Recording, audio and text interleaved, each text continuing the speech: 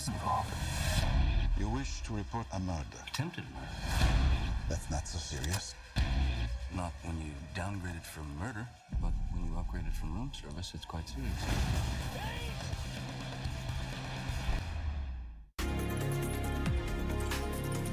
Did you know that your house is one of your most valued investments?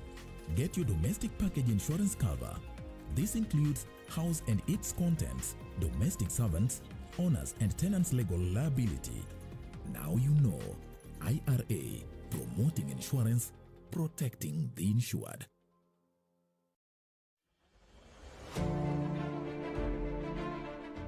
Coronavirus disease is now spreading within counties in Kenya, from person to person through contact with droplets when an infected person speaks, coughs or sneezes, or through touching contaminated surfaces and objects. Anybody with a weakened body immunity has a greater risk of contracting coronavirus disease. People living with pre-existing medical conditions such as HIV, cancer, TB, diabetes among others must adhere to their treatment to access treatment. Help others within your network to access adequate supply of essential medicines. Ensure that you remain connected with your local networks for any support and follow the medical guidelines provided by your health facility to prevent coronavirus. Remember to stay updated with information on coronavirus using only trusted reliable channels. For more information on COVID-19, call 719 or dial *719#. COVID-19 is preventable. Protect yourself, your family, and the community. This message has been brought to you by the Government of Kenya and its partners.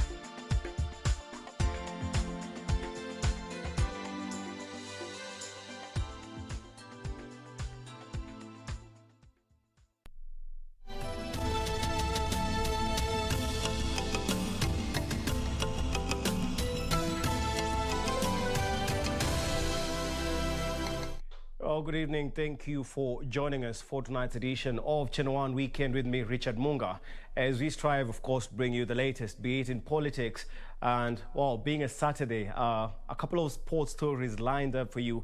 And joining us tonight is a sign language interpreter, Byron Abuli. Well, before we get to the top story, let's have a look at what you should expect during the course of this bulletin.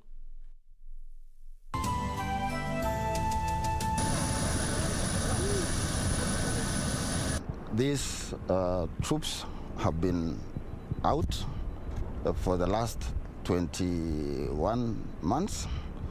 We were supposed to change midstream. They overstayed for 21 months. And we are pleased with the work they have done. Mission accomplished. Kenyan troops return from a 2-year tour of duty in Sudan's Darfur region. No meeting in schools. Education CS George Magoha warns as 383 new coronavirus cases are confirmed in the last 24 hours. And Kenya marks World Environment Day with an ambitious plan to plant 2 billion trees in the next 10 years.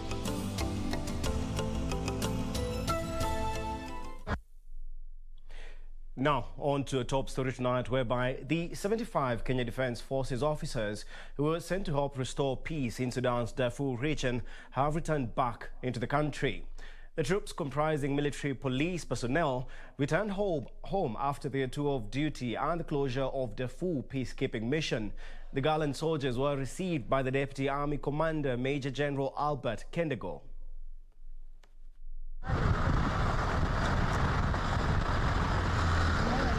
The plane carrying the troops touched down shortly before 3 p.m. on Saturday.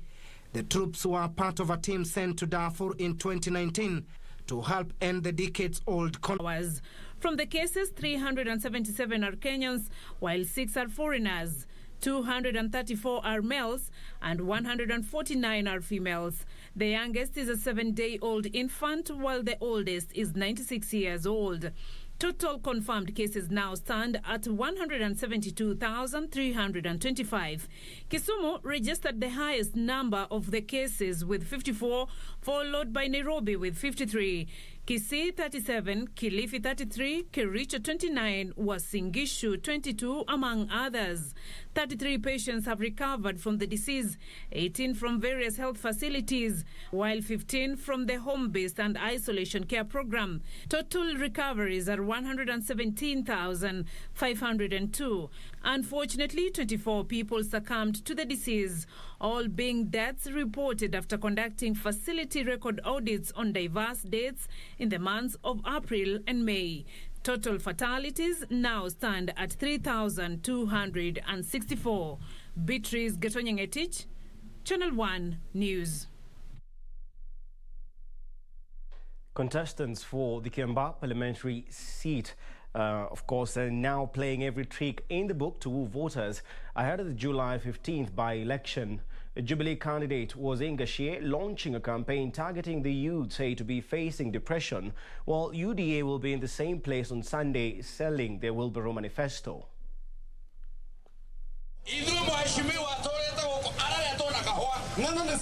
The stakes are now high in KIAMBAA, with the race narrowing down to 2 aspirants, Jubilee's Kareri Njama and UDA's John Juguna, playing every poker card in their hands to woo voters.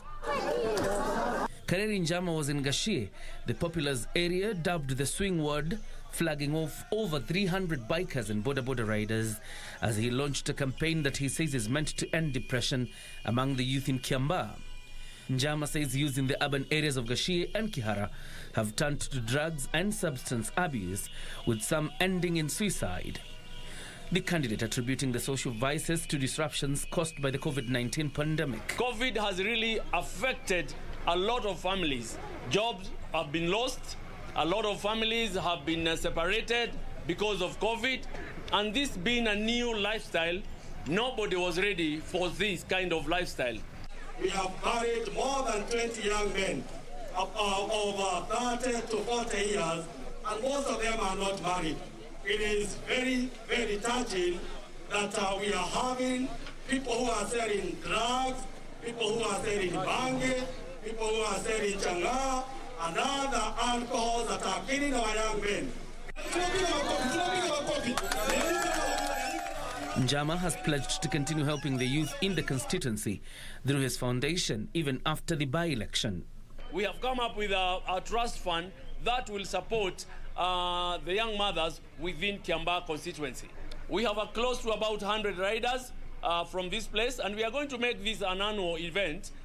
We are going to be supporting this kind of events. The UDA candidate was engaged in door-to-door campaigns ahead of a major event dubbed Gashie Shopping Festival to be held Sunday.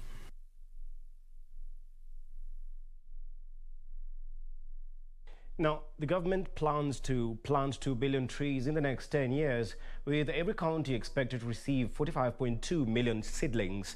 Speaking in Garissa University while leading the country in marking World Environment Day, Environment Cabinet Secretary Keriako Tobiko hailed efforts put in place, including adopting a national tree planting efforts meant to increase the forest cover to at least 10% of the total land. The 5th of June is marked globally as World Environment Day to underscore conservation efforts. This year's main celebrations were marked in Garissa County.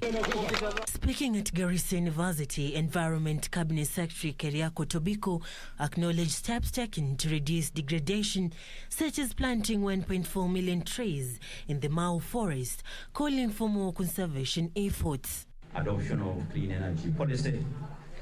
Clean energy currently accounts for about 90% of our total electricity supply in Kenya, and we intend to increase this to 100% by 2030.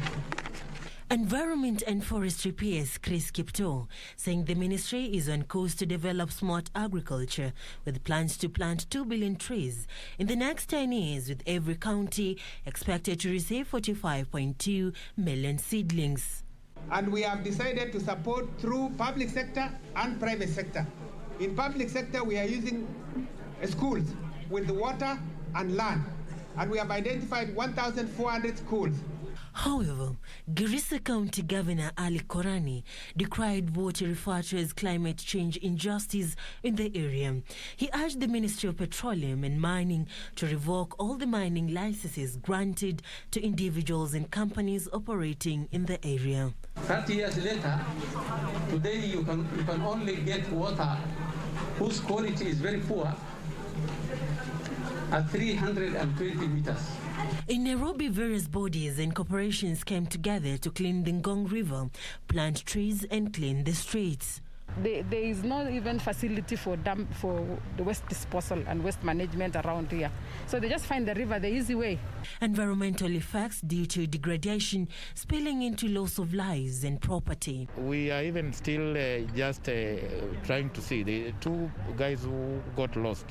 One body was retrieved. There's another body we are not sure whether it was swept away by the floods or not. But we are telling people along Ngong River, please, environment belongs to everybody. This comes at a time when various riparian lands have been encroached. Well, as we celebrate World Environmental Day, environmental activists are now calling for implementations of more policies to prevent encroachment into river spaces and dumping that continues to choke rivers. Reporting for Channel 1 News from the Ngong River, I'm Serafina Robi.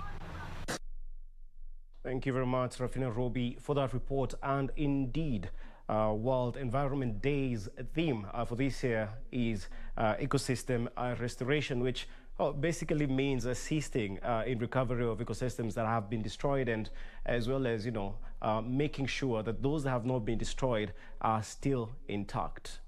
Now, to a related story, the Mother Nature must have truly felt appreciated as she was pampered with tender hands across the countries. Her not always thankful beneficiaries were in the right mood Saturday as they planted trees, perhaps to bribe her for continued emission of clean and fresh air.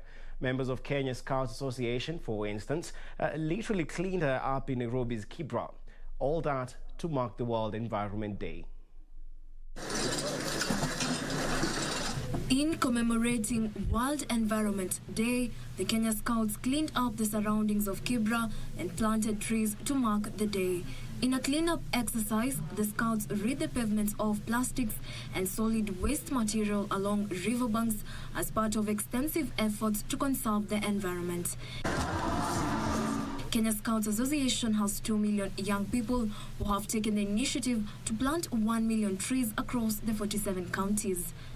At WWF Kenya, we have partnered with the Kenya Scouts Association to ensure that we have the initiative called Keep Kenya Breathing rolled out in all parts of the country. The Kenya Scouts Association on their own have a similar initiative to plant 1 million trees in each of the 47 counties. So again, that ensures that at least we are working towards that ambition of achieving the 10% forest cover. In Kitui County, the World Environment Day was celebrated by planting over 1,000 trees across the county. Kitui County Director of Ecosystems Conservation, Joyce Nduku, urged residents to plant more trees and protect the existing ones in order to achieve over 7% tree cover that would improve the arid climate of the county. In partnership with the Trees, a community-based organization, the event saw over 500 trees planted at Kakumuti Primary School in Kitui West to mark the day. Ningewahimiza wananchi turudishe mazingira yetu kwa kutunza miti yenye iko na ile tunapanda pia tutunze. We are targeting to plant 1 million tree seedlings by 2023 to support the clarion call by His Excellency the President. and also to improve our forest cover.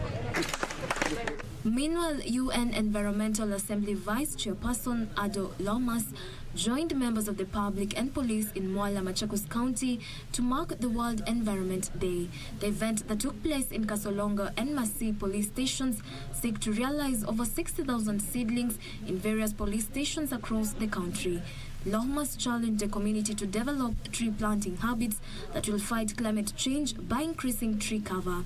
Today is the celebration, which gives opportunity to remind us why it is important to have balanced biodiversity, less pollution, and less affected by the climate change. And the protection of this, or the proof of this, is to put your hands in the soil and plant some trees. And mobile service provider Safaricom says it is on its course to plant 1 million trees by the end of this year as part of efforts to grow some 5 million trees in the country. The company planted 5,000 trees in Kenny Forest. Estimation that the initiative will offset 26% of its carbon emissions once the trees have grown to maturity. The tree planting exercise in partnership with the Kenya Forest Service is in line with an ambition to become a net zero emitting company by 2050. But we know that ultimately we cannot get to zero unless we use trees for carbon offsetting. So what happens is from our targets that we've set for ourselves, we have 74% that will be reduced or mitigated through different technology solutions. But carbon offset is the best methodology to ensure that you capture carbon dioxide that has been released to the atmosphere. For Channel One News, I'm Jacqueline Masharia.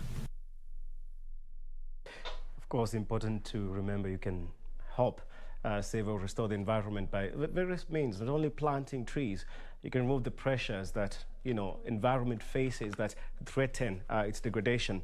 The benefits will always surpass the cost of investment. Now, let's move on to other matters. The Vision 2030 Secretariat has embarked on monitoring and evaluation program across the country to assess its progress with 9 years left. The Secretariat's Director General Ken Mwige has expressed the need for Kenya to heavily invest in industrialization, especially cottage industries. This, as the government says, it is in the process of reviving cotton growing, especially in arid and semi-arid areas, as part of making Kenya a prosperous nation. With just 9 years left to 2030, the Vision 2030 Secretariat is on a mission to evaluate what has so far been achieved over the last 13 years. Vision 2030 is the country's development blueprint covering the period 2008 to 2030. The vision is embodied in 3 pillars: the economic, the social, and the political. Since its inception in 2008, a number of enablers of the vision have been achieved, such as expansion of road networks, key among them the Thika Superhighway, Northern Road Corridor, and the construction of the Nairobi Southern, Eastern and Northern bypasses. The construction of the standard gauge railway from Nairobi to Mombasa is also one of the major milestones achieved so far under the vision. Additionally, President Uhuru Kenyatta in May launched the operation of the Lamu Port, an important milestone that will give Kenya more business opportunities with the neighboring countries.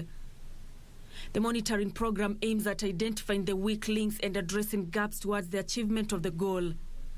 Speaking at the Rivertex East Africa plant in Eldoret, the Director General Kenya Vision 2030 Secretariat Ken Mwige underscored the need to invest in industrialization to save the country more than 20 billion shillings annually used to import products that can be sourced locally. And we're looking at training as well under TVET. There's a strong program under TVET here, which is being run by a professor here. And we want all these highly trained seamstresses, tailors, and textile workers to go out there and not be employed forever. Start your own little cottage industry. While availability of raw materials continues to be the biggest challenge for the revamped East Africa's largest textile industry, Rivertex CEO Professor Thomas Kurgat says the government is in the process of reviving cotton growing, especially in arid and semi-arid areas where the plant thrives well. So we have made a huge progress in contributing to the Vision 2030. And that's what we want to continue, and creating more employment, and especially supporting the value chain, especially for the cotton growing, and also the genus, and also for us to use the local the cotton. So we want to bring back cotton farming in a big way. There is support from Professor and his team here, giving seeds and pesticides, and we want to be the biggest supplier of textile material, both finished products and raw material. Nancy Okwari, Channel 1 News. Well, once again, www.kbc.co.ke is where you can get more related stories on the news reports that we have prepared for you tonight. And you can always engage us on our social media platforms, on Facebook on KBC Channel 1, and you can tweet us at KBC Channel 1. Tweet me personally at Munga_Mbatia. Oh, don't go too far. We're going to be taking a short break, but more is coming. See you shortly.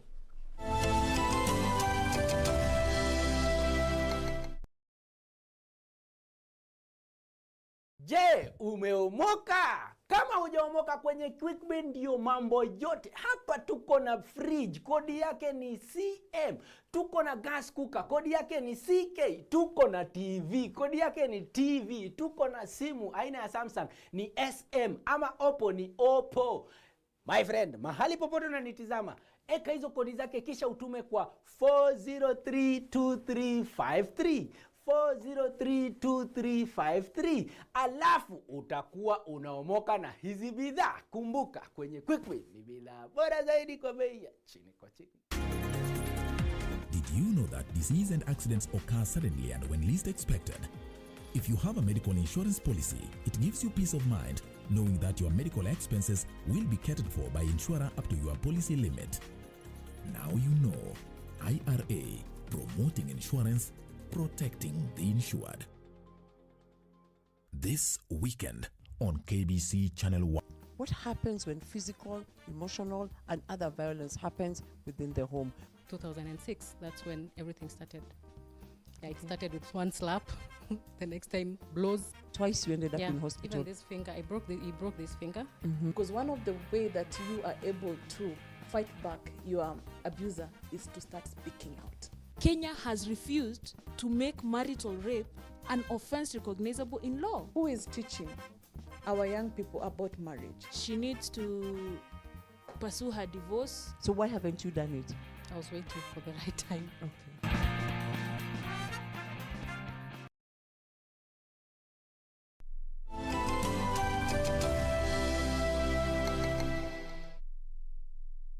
Well, welcome back. Nakuru Governor Lee Kinyanjui says he will strive to make Nakuru town a world-class city and an envy of many. Kinyanjui said he was elated that after 5 years of waiting, the dream of making Nakuru a city has now come to fruition. The new status, the governor said, would open up the town to world investors, turning around the livelihoods of millions of people. The County Assembly in 2017 initiated the process of having Nakuru municipality elevated to city status. Their motivation was driven by its centrality and its connectivity to 37 counties, which will make it possible to spur growth in manufacturing, tourism, education, health and agribusiness. The town now awaits a charter to be issued by the president, and if granted, the 117-year-old town will become Kenya's fourth city.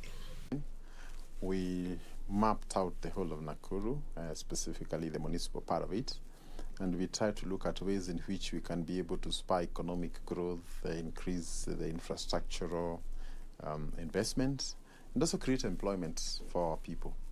And it became necessary to look at both the level or the categorization of Nakuru at that particular time.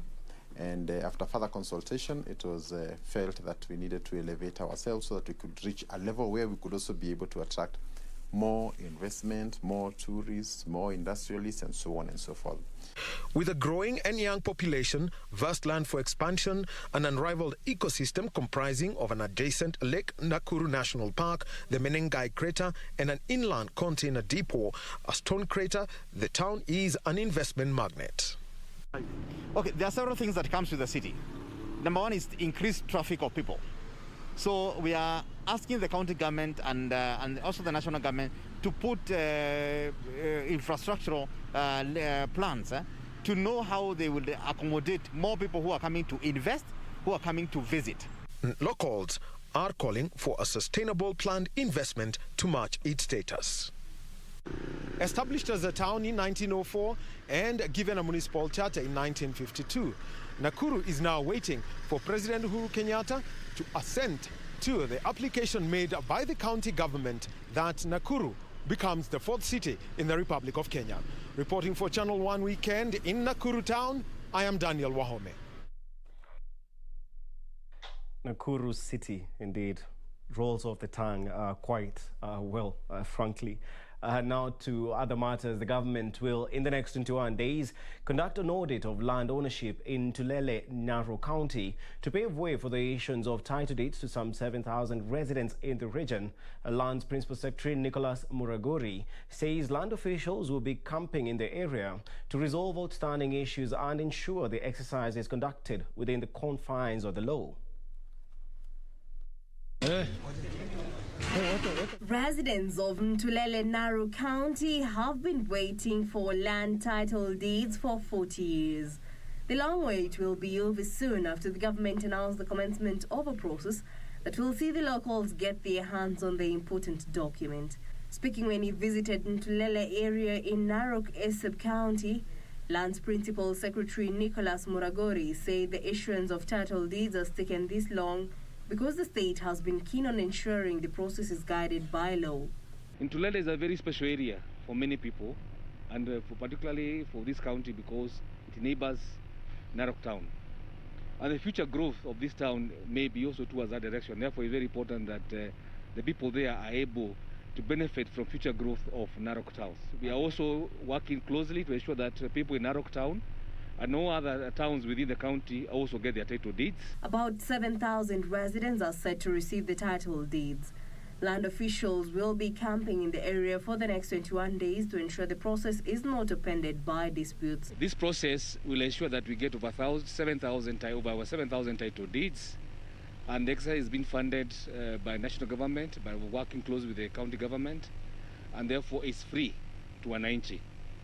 So we are hoping that in exactly 21 days, then all these issues are resolved and we are ready to issue titles after 21 days. Governor Tunai said the exercise comes as a huge relief to the people who have been living on the edge due to the fear of the unknown. It is time that these people can resolve this matter so that, like others, people in the county who got their titles, they can also be able to have their own title deeds, so that everybody knows where his land boundaries are, ajenge nyumba yake, ajenge boma yake.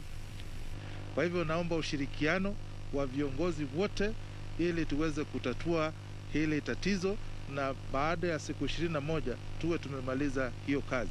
Tuko na work plan, tutawatangazia mahali kila siku wale maofficers watakuwa. A person buy lands 1,000 acres inside a very potential agricultural area, and then they subdivide into towns.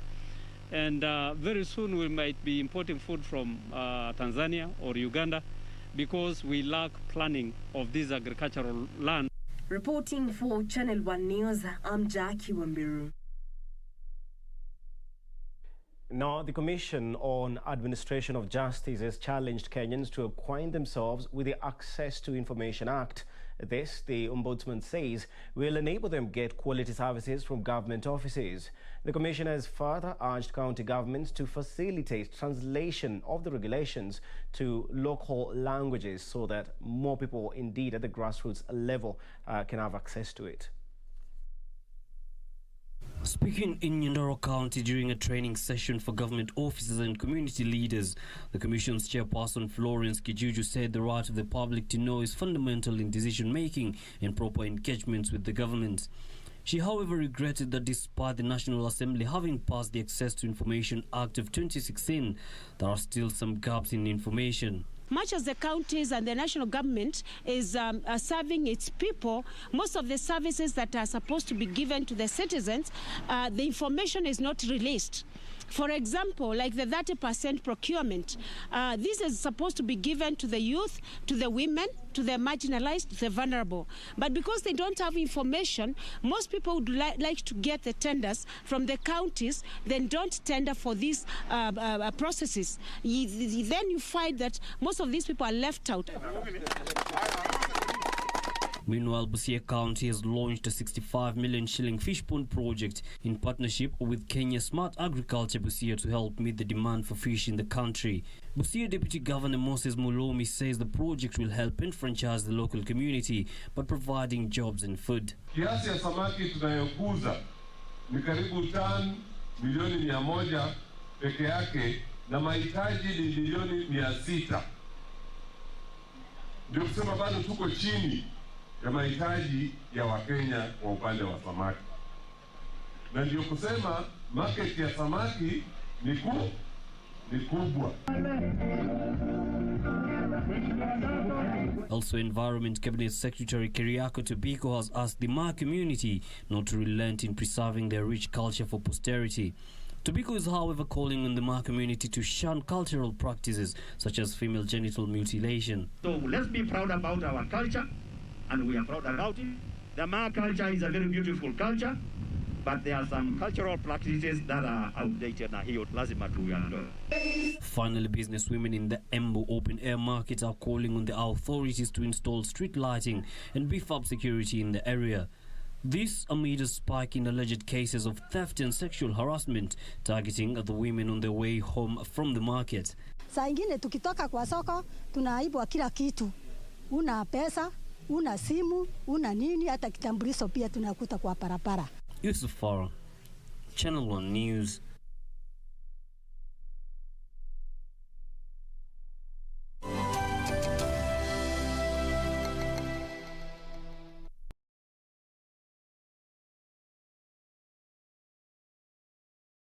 Kupata skiza tune hii, Ufunuo wa Yohana 38 dial *811 *817 hash. Wakati mwingi katika maisha binadamu hujipata kwa shida, unapata ya kwamba hauna usaidizi unaohitaji, biashara zinaisha, hakuna mapato ya kila siku.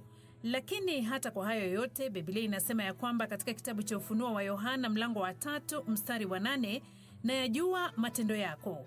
Tazama, nimekupa mlango uliofunguliwa mbele yako. Ili kupata skiza tune hiyo ya Yohana 38 dial *811 *817 hash, dial *811 *817 hash. Sasa hii ng'ombe ni yako.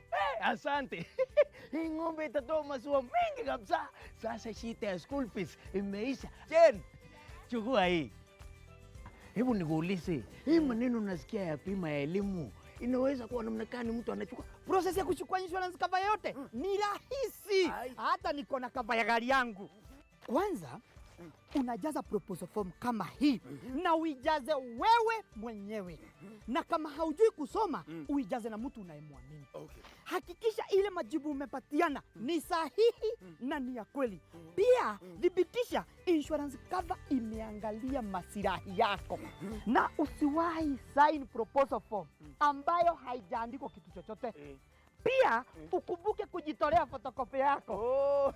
Sasa wacha nianze hiyo process. By the way, ukisubmit hiyo proposal form, uhakikishe umepatiwa policy document.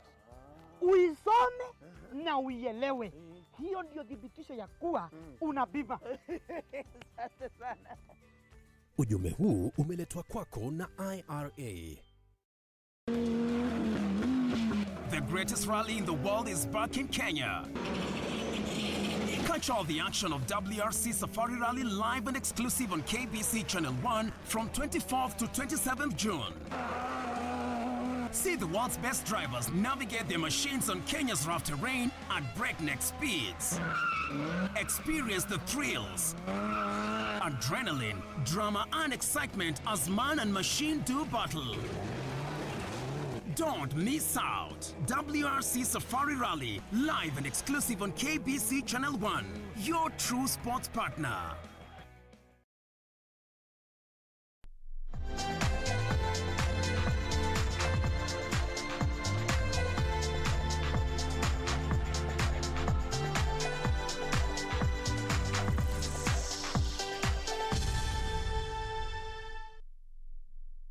Now let's have a look at sports news. Tusker FC advanced to the quarterfinals of the FKF Cup after a hard-fought 1-0 win over visitors Luanda Villa in a match played at the Ruaraka grounds. Henry Major scored the long goal for the Brewers. Tusker FC came into the match aiming to extend their good run this season. However, visitors Luanda Villa made numerous attacks in the opening minutes, but the Tusker FC defense line stood tall. Hitman Henry Major scored the lone goal for the Ruaraka-based side in the dying minutes of the first half.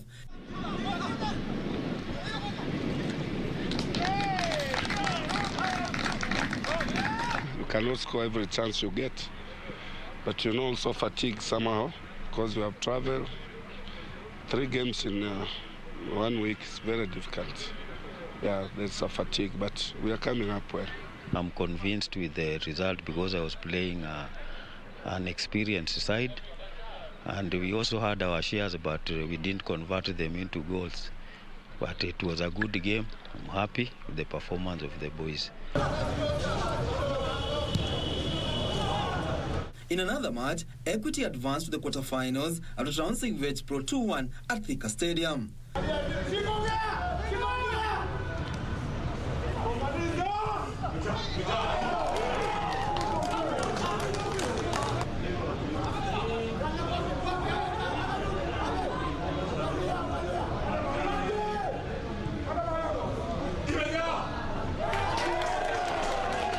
Timu ambayo imecheza vizuri inastahili kufika mahali ambapo ilikuwa, kwa sababu imepeana mchezo mzuri, lakini tulijua tu nafasi ikipatikana kwa wale wachezaji ambao nilikuwa nimeingiza kipindi cha pili, nilikuwa na uhakika tungepata bao. Kwa hivyo ni ile patience imetusaidia sana kwenye game mpaka sasa tumefunga dakika za lala salama. Ni ile laxity tu kidogo ya pale mbele na ikawa ni hivyo. Ikiwa imebaki nafikiria hata ni sekunde kidogo sana game iishe. So unaangalia ile bao tunafungwa wakati yenye hata uwezi komboa, inafungwa na kuisha. So upande yangu ni plus kwa vijana wangu, kwa sababu huwa nilikuwa nawaambia hii ni timu ya Division 1 iko number 2 of which kidogo juu yetu, lakini sisi pia hatuwezi underrate, tutaenda na the way tunacheza. Na ukiangalia ukweli hata nyinyi nafikiria mmeona kumekuwa ni competition. Karanja David for Channel 1 Sport. Well, FKF Cup round of 16 matches continue tomorrow, starting with Sigalagala will be taking on Bandari in a match that will be played. The Uta League rounds, you have Ulinzi versus Nairobi City Stars, Gor Mahia versus Mara Sugar, KCB versus Kariobangi Sharks, and lastly at 3 p.m. you have AFC Leopards taking on Bungoma Superstars, a match that will be hosted at the Thika Stadium.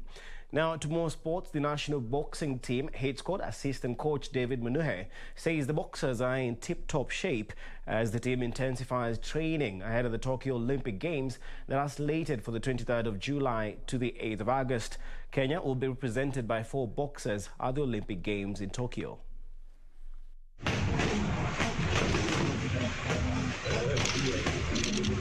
The Tokyo Olympic sets Nick Commando Koth, double Olympian and Africa Zone 3 super heavyweight gold medalist Elia Joy, Commonwealth Games flyweight bronze medalist Christine Ongare, and national lightweight champion Elizabeth Akinyi have been training since late last year ahead of the Games.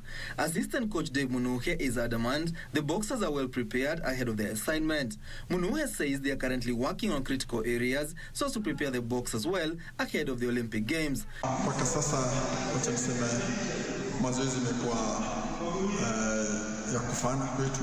Tumefanya mazoezi kulingana na vile tunavyotarajia, na mpaka sasa ni kwamba mabondia wako tayari, na tunashukuru Mwenyezi Mungu pia kwa sababu hatujakuwa na injury yoyote kwa mabondia wetu, na wana respond vizuri sana kwa mazoezi ambayo tunafanya hapa. Tumefocus towards Olympic. Another thing, hizo game nimeenda 2 kabla Olympic, nimepata a lot of experience. Kama last time tulikuwa Congo, tumecheza round robin, ilikuwa inanifundisha kuna tusifanye hapa no ya turana. Sasa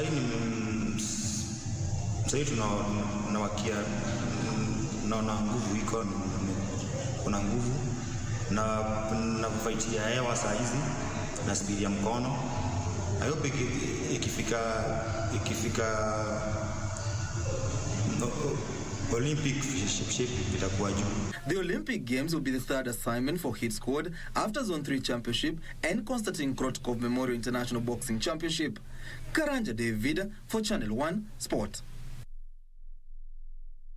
Meanwhile, rising superstar on the rallying scene here, in Kenya, Maxine Wahome is optimistic of a great show at the upcoming WRC Safari Rally Championship that is set for June 24th to the 27th. The 22-year-old, who would be the only woman participating in the global competition, has said she is seeking to defy all odds and perform fairly well in a male-dominated contest. Since 2013, when she was introduced to the sport by her father at the age of 13 years, Maxine Wahome's star has been steadily rising and has gained experience over years after racing against her cousins and friends on motocross bikes. I'm very excited actually. There's being also the only ladies crew. Excited, looking forward to meeting all the international drivers and being with them. It's my first rally, my first safari. Excited to be with them. You're representing women and being the only all-female crew in the whole rally. I think, yeah, it's a lovely feeling to show that women can be involved in it as well. She will be assisted by an equally fast-rising navigator, Chantal Young, who has been in the rally for almost a decade and still proving to be one of the finest navigators in Kenya. Well, of course, you've got to have the interest in it first. So I had the interest of it, and then I actually had some friends, and my own father as well helped me learn, and that's pretty much it. And I learned as you go through every rally differently, you learn different things each time. We met in motorsports. She's been in the endurance sector, bikes, quad bikes, and I used to ride bikes. I guess that's where we met. And I guess we connected because we're both females in a male-dominated sport. And I just requested her to sit with me in the safari, and she was glad to do it. Maxine is part of the official entry list of the 58 drivers who have confirmed to take part in the event, which makes a return after 19-year hiatus. The official list, released by the World Rallying Championship WRC on Friday last week, has Elfina Evans, who is fresh from winning the WRC Portugal leg. I would say expect for my first rally, my first safari, just expect a finish and expect a big title as women, a ladies crew finishing. As in the past, also Chantal Young and Natasha Tundo also finished. They finished 10th overall in the last safari that they did. But now coming back, they were missing lady drivers, so I'm bringing back the title. Local drivers, including Carl Tundo, Onka Rai, Tajveer Rai and Karan Patel, are expected to give the global drivers a run for their money.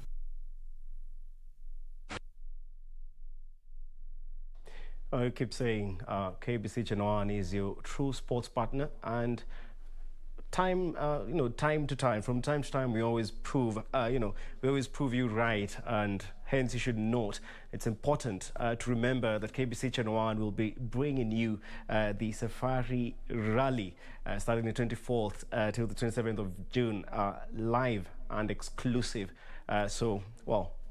Remember to stay tuned in for that when the time comes.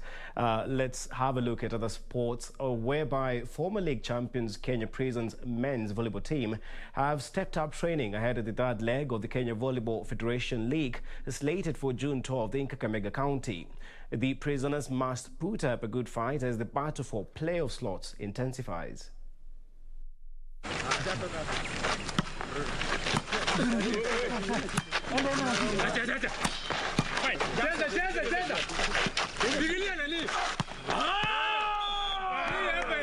Kenya Prisons will be going for maximum points so as to maintain their position in the standings. The team has been training at the Rural Prisons base ahead of the assignment. Prisons are in Group 2 and will face Mombasa Prisons and Rift Valley Prisons on the first day of action before taking on Kenya Forest Service and KDF on day 2 of the championship in Kakamega. In other Group 2 matches, Vihiga County will face KDF before taking on Kenya Forest Service and Mombasa Prisons. Prisons are currently second on the log with 17 points from 6 wins in 7 matches. KPA currently top the log ahead of defending champions GSU, Equity Bank and KDF, who complete the top 5 teams on the log. Matarajio yetu hii mwaka nataka kushinda, tumetetea mzuri, wachezaji wako seti, wako sawa. Okay, sasa tunaprepare kwenda League Kakamega na tuko na mechi 4 na tunatarajia tushinde wote tupate maximum points huko from Kakamega. Karanja David for Channel 1 Sports. And Kenya Table Tennis Association President Andrew Mudibo has been elected Africa Table Tennis Federation, that is ATTF, Vice President in charge of development. Mudibo was elected and opposed during the African Federation's AGM held on 5th June, which due to COVID-19 pandemic was held virtually. Africa Table Tennis Federation President Khalid El Sahli of Egypt was also re-elected and opposed for another term. The president of the Kenya Table Tennis Association, Andrew Mudibo, is also a board of director of the International Table Tennis Federation.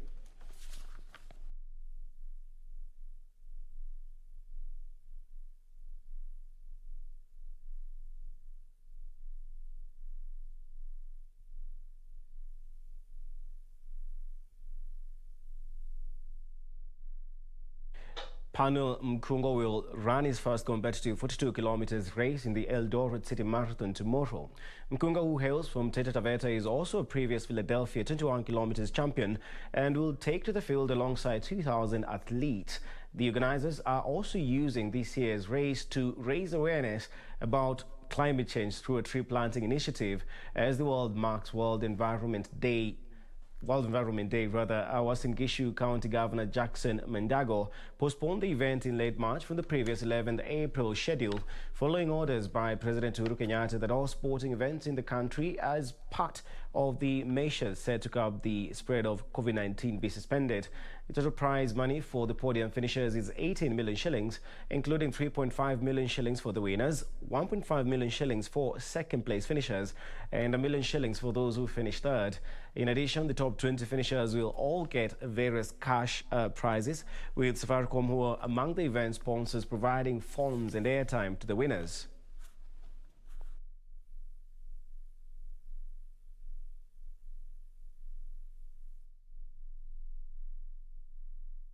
Internationally, Kawhi Leonard and the Los Angeles Clippers made it an NBA record 6 straight victories for the road team in a playoff series, beating the Dallas Mavericks to level their first-round series at 3-3.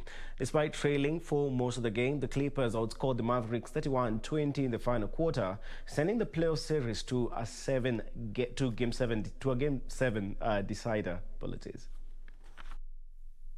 Kawhi Leonard tied his playoff career high with 45 points as the Los Angeles Clippers beat the Dallas Mavericks. Teammates found me in spots, and just from there I just tried to go with the rhythm and staying locked in the mindset I had. Like I said, I didn't want to go home, and I just kept that momentum and moment. You know what I mean? I'm not, whatever the matchup is. I can't have a indecisive mind out there. If I feel like I have an angle or they're giving me something, then I gotta attack it. So, Game 7 takes place on Monday morning, local time. I mean, he destroyed us. That's what it is. He had a hell of a game, and that's what he does. It was a hell of a game. That's all right. We're still motivated. There's one more game left. I don't think why we shouldn't believe in it. So there's one more game, so we all believe. Up in the closing minutes. Meanwhile, Tottenham Hotspur forward Eric Lamela has won the Premier League Goal of the Season award for his spectacular Rabona in the North London derby. Lamela's award-winning strike was the only goal he scored in the Premier League during the 2020-2021 season in 23 appearances. Elsewhere, English champions Manchester City dominated the Premier League end-of-season awards, scooping 3 awards after a successful 2020-2021 campaign. Son's incredible solo effort against Burnley during the 2019-2020 campaign. Meanwhile, Manchester City's Ruben Dias was named the Premier League Player of the Season, while teammate Phil Foden claimed the award for the Young Player of the Season, with manager Pep Guardiola being picked as the best manager of the season. Dias completes an individual award double after winning the Football Writers Association award in May, beating his teammate Kevin De Bruyne, who won the Premier League Player of the Season award last season, and Tottenham striker Harry Kane to the honour. All three were on the shortlist for the Premier League's Best Player award, alongside Manchester United's midfielder Bruno Fernandes, Aston Villa's Jack Grealish, and Liverpool forward Mohamed Salah.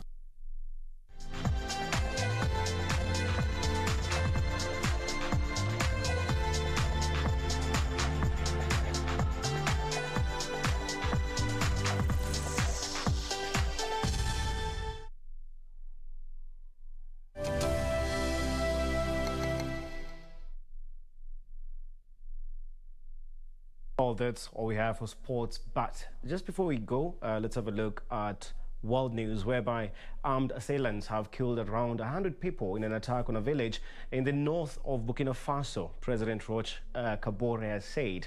During the overnight raid on Solhan, that is in Yaga province, homes in the market were also burned. No group so far has taken responsibility for the needless violence. President Kabore has declared 3 days of national mourning, saying in a tweet that we must stand united against the forces of evil.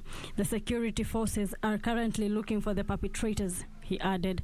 In another attack on Friday night, 14 people were reported to have been killed in the village of Tadariat, about 150 kilometers to the north of Salham. Last month, 30 people died in an attack in the east of Burkina Faso. Islamist attacks are increasingly common in the country, especially in regions bordering Niger and Mali. Elsewhere, the Nigerian government has told the country's mobile phone networks to block access to Twitter, a statement from the industry umbrella body said, reporting difficulties in accessing the site. It is still available through some Wi-Fi networks. This comes after the government said it was suspending Twitter operations in the country indefinitely. It is alleged the site was being used to undermine Nigeria's corporate existence. Twitter has called the ban deeply concerning.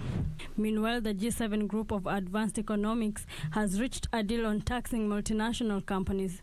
Finance ministers meeting in London agreed to battle tax avoidance through measures to make companies pay in the countries where they do business. They also agreed in principle to a global minimum corporate tax rate of 15% to avoid countries undercutting each other. Tech giants such as Amazon and Google could be among the companies affected. It was reported this week that an Irish subsidiary of Microsoft had paid zero corporation tax on $315 billion profit last year because it was resident to Bermuda for tax purposes. Reporting for Channel 1 News, I'm Amboyo Tiende.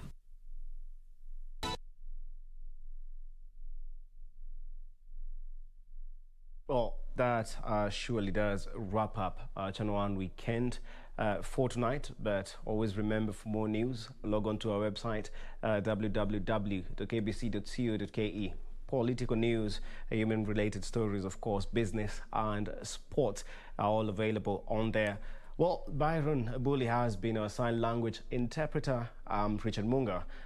Be sure to enjoy the rest of your viewing and have a good night.